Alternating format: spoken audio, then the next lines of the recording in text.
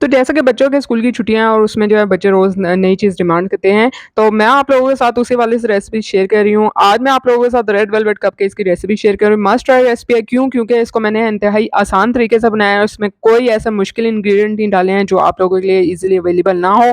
आपकी जेब पे भी भारी नहीं है, ये मैं दावे के साथ कह सकती हूँ। और ये रेसिपीज़ ट्राइड एंड टेस्टेड होती हैं, तो आपका मटेरियल ज़ाया होने का तो सवाल ही पैदा नहीं होता। लेकिन उसके लिए आपने वीडियो को एंड तक देखना है, कोई भी पार्ट स्किप या मिस नहीं करना। इसमें जो सीक्रेट इंग्रीडिएंट डाला है जिसकी वजह से इंतहाई सॉफ्ट बनते हैं, आप इसको 1 हफ्ता भी रख के खाएँगे, ये सख्त नहीं होंगे। तो चलते हैं रेसिपी की जानिब। अस्सलाम वालेकुम, welcome to my YouTube channel kitchen with Zaim. तो रेड वेलवेट कपकेक्स की आसान तरीन रेसिपी के साथ हाज़िर हूँ। इसमें क्या-क्या इंग्रीडिएंट्स चाहिए पहले वो हम देख लेते हैं। और इंतहाई आसान तरीन रेसिपी है, मस्ट ट्राई रेसिपी है। इसका मतलब है कि ये इतनी लज़ीज़ और मज़ेदार है कि आपको ज़रूर ट्राई करनी चाहिए। सबसे पहले हम बटर मिल्क बना लेते हैं। 3/4 कप मैंने नीम गर्म दूध लिया है, उसमें 1 टीस्पून आपने सिरका डाल देना है, व्हाइट विनेगर, और इसको इस तरह से अच्छी तरह से मिक्स करना है। थोड़ी देर के लिए आपने इसको 10 से 15 मिनट के लिए रख देना है और उसके बाद आपका बटर मिल्क जो है रेडी हो जाएगा। नाम सुन के आपने परेशान नहीं होना कि पता नहीं कौन-सी ऐसी चीज़ है जो हम बना नहीं सकते।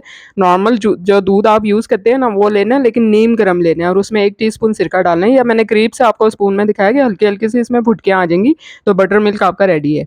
अब एक बाउल में मैंने 4 टेबलस्पून बटर लिया है अनसॉल्टेड, 2 टेबलस्पून इसमें मैंने ऑयल डाल दिए है, साथ ही मैंने इसमें 1/4 टीस्पून नमक डाला है, आधा कप के बराबर मैंने इसमें आइसिंग शुगर डाली है। अब हमने जस्ट इसको व्हिस्कर की मदद से अच्छे तरीके से मिक्स कर लेना है, ताकि ये थोड़ा-सा क्रीमी शक्ल में आ जाए, ये देखिए इस तरीके से। अब मैंने इसमें 2 अदद अंडे शामिल कर दिए हैं रूम टेम्परेचर पे।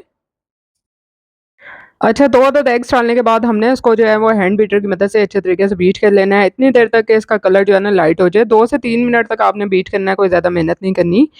तो दूसरी तरफ ड्राई इंग्रीडिएंट्स ले लेते हैं। 1 कप मैंने मैदा लिया, इसके साथ प्लस 1/4 कप और लिया, यानी कि 1 कप प्लस 1/4 कप मैदा लिया है, 2 टेबलस्पून कोको पाउडर लिया है, 1 टीस्पून कॉर्नफ्लोर लिया, ऑप्शनल है, नहीं डालना चाहते ना डालें। हाफ टी स्पून मैंने इसमें बेकिंग सोडा डाला है, बेकिंग पाउडर नहीं, ये आप लोग ज़रा ध्यान रखिएगा।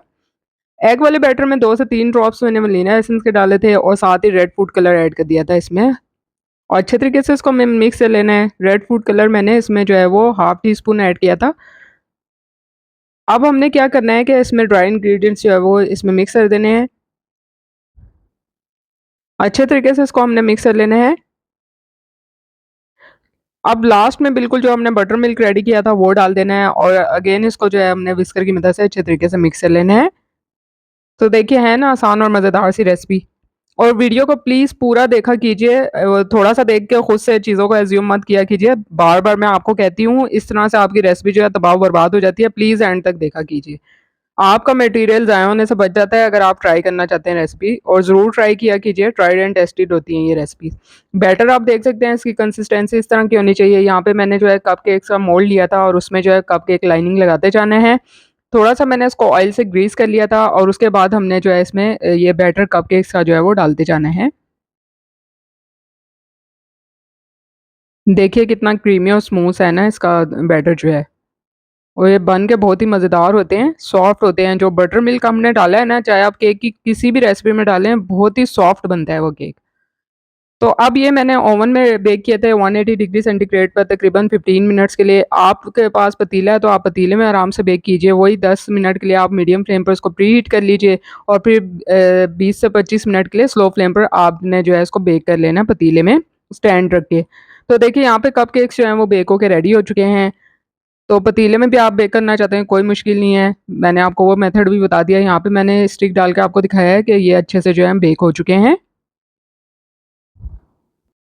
जी, तो कपकेक्स तो रेडी हो चुके थे, बेक हो गया, और उसके मैंने दोनों तरीके आपको बता दिया, ओवन के भी और पतीले के भी। अब यहाँ पे जो है व्हिपिंग क्रीम को मैंने जो है अच्छे तरह से बीट कर लिया था। अगर आप ये वाला स्टेप नहीं करना चाहते तो कपकेक्स आपके ऐसे भी खाने के लिए रेडी हैं और बहुत ही ज़्यादा मज़ेदार होते हैं व्हिपिंग क्रीम के बगैर भी।